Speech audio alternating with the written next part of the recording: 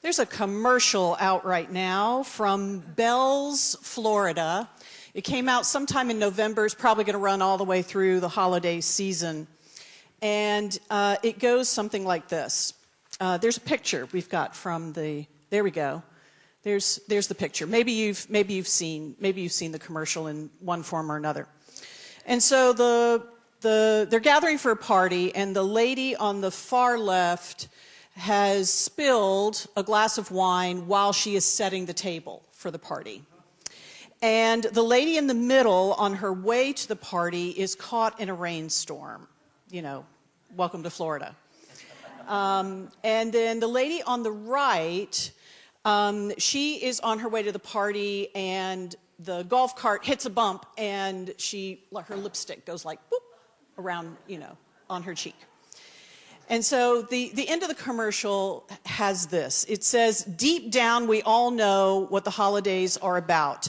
And it's not the stuff or the style or those perfect plans, because when you're with the right people, nothing can go wrong. Here's to perfectly imperfect holidays, Bells, Florida. Okay? Right. Okay, so we get the sentiment of it.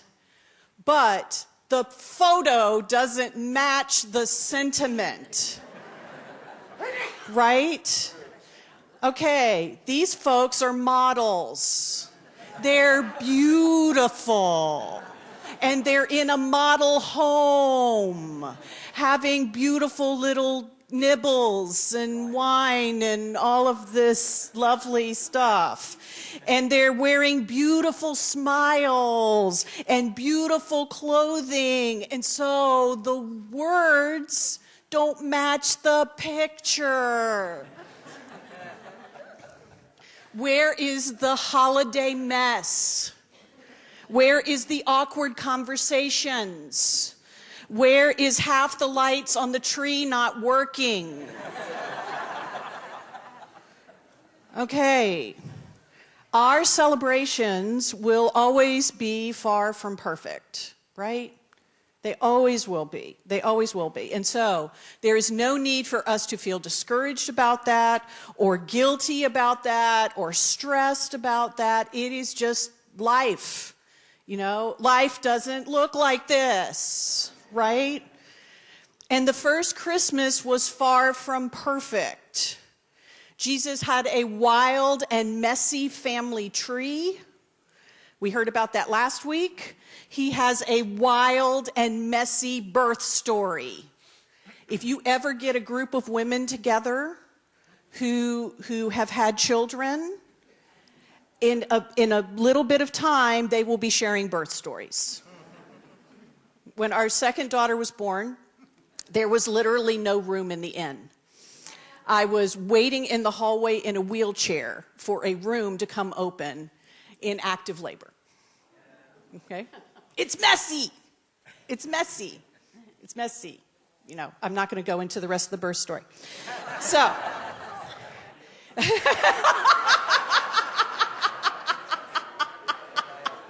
somebody in the front goes, thank you. Exactly. So, oftentimes we see the birth story, and it is Mary and Joseph in stained glass, right? This beautiful, did it look like this? No. Does Mary look Middle Eastern? No. Right, but we see, these pious, calm, tranquil, holy family, No, it was messy. Okay, so Matthew chapter 1, beginning at verse 18. Now the birth of Jesus the Messiah took place this way. When his mother Mary had been engaged to Joseph, but before they lived together, she was found to be with child from the Holy Spirit. Dun, dun, dun, right? Okay, verse 19. Her husband, Joseph, being a righteous man and unwilling to expose her to public disgrace, planned to dismiss her quietly. It sounds so together, right? It sounds so smooth. It sounds so civil. Nope. Let's dig deeper. Let's go back to verse 18. Now, the birth of Jesus the Messiah took place this way. So, Matthew, right off the bat, is saying this is the story of God in the flesh. This is the story of the Messiah. He is using Messiah language because Matthew is Jewish and he is writing to Jewish people. And so they had been longing for the Messiah to come, right? And so he is announcing it. Here's how it happened, right off the bat. When his mother Mary had been engaged to Joseph, but before they lived together, she was found to be with child from the Holy Spirit. So, Mary is engaged. Some translations say betrothed. Some say promised to Joseph. Marriage in this time, in this culture, was arranged in childhood. It was non-binding until everybody hit puberty. And then, after puberty, it became an engagement that was legal and binding and formal. It was contractual. That's what happened. And so the groom, so this would have been Joseph and Joseph's family would pay what was called the bride price. Okay? And this was a substantial amount of money and a lot of gifts. And this would be to compensate the bride's family for the loss of their daughter.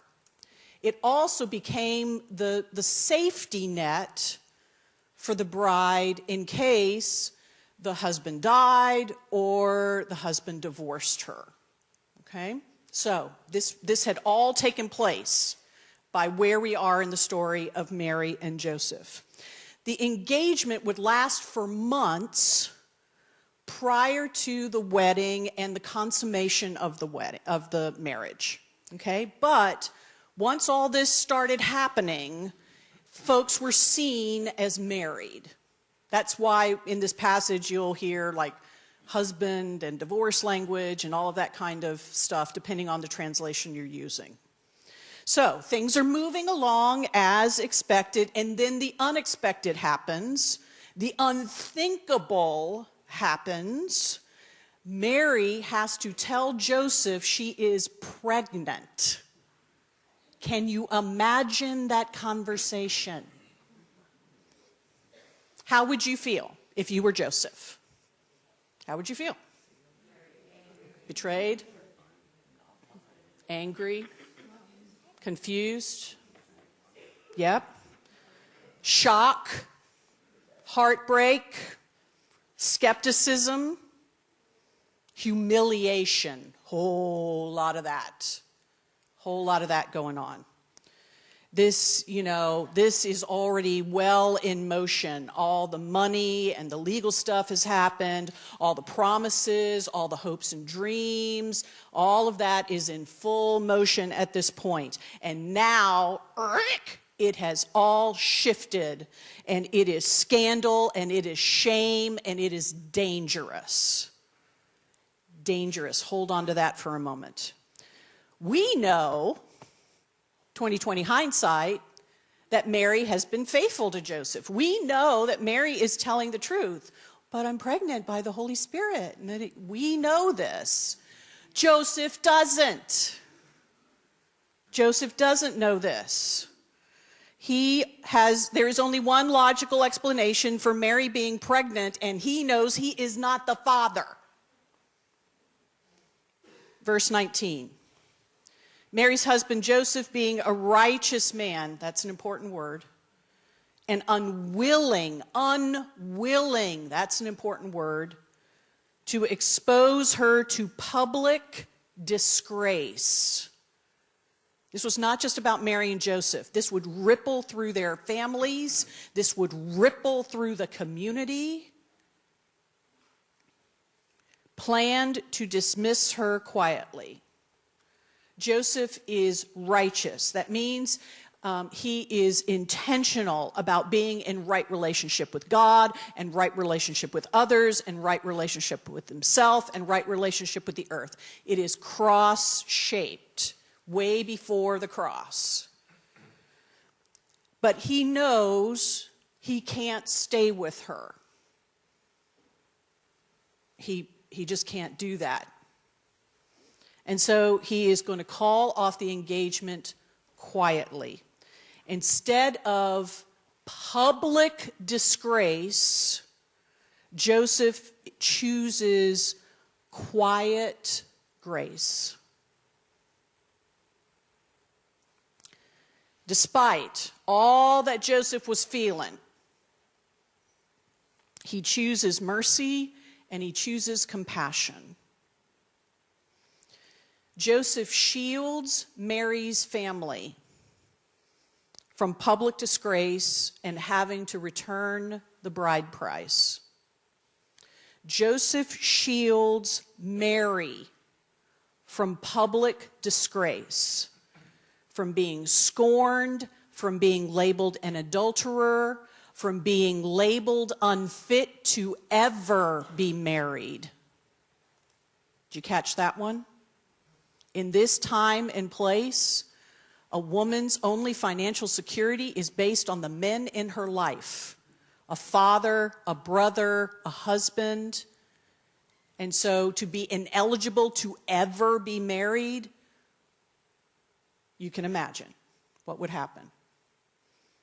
But Joseph shields her from that.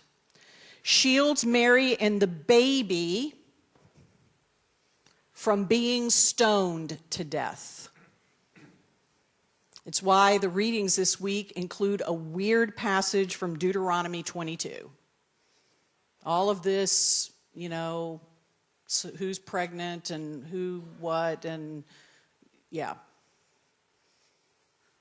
Joseph could have had the Messiah killed, and people would have said it was the right choice. But he didn't. Joseph shields Mary, and in doing it this way, he takes the scorn of the situation on himself. Dismissing Mary quietly would be seen by others as it's Joseph's fault. Joseph is the dirty dog in this situation. Folks would, they would say and presume that Joseph was sleeping with Mary before the marriage and the consummation of the marriage, and that he decided he didn't like her. Joseph would be seen as dishonorable. Joseph is to blame. Mary is innocent. Joseph takes on the scandal and the shame and the danger. Again, Deuteronomy 22. Joseph's taking on a protector role for Mary, even in dismissing her. He is taking on a saving presence in her life. He is taking on a saving presence for Mary's family. He is taking on a saving presence for Jesus, the Messiah.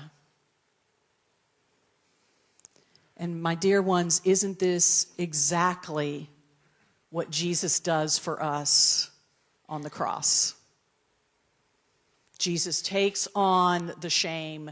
Jesus takes on the scandal. Jesus takes on the danger, takes on the death. So we may be seen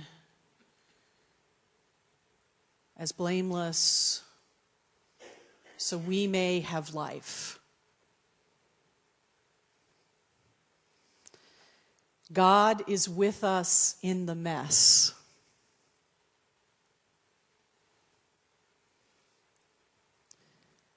How have you been hurt?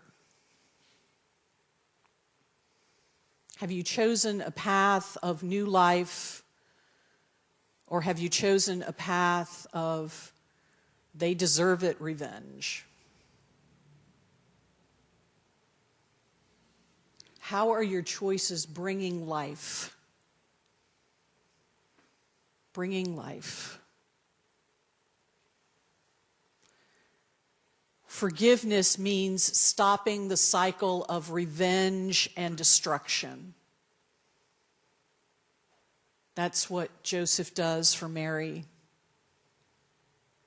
and that's what Jesus does for us.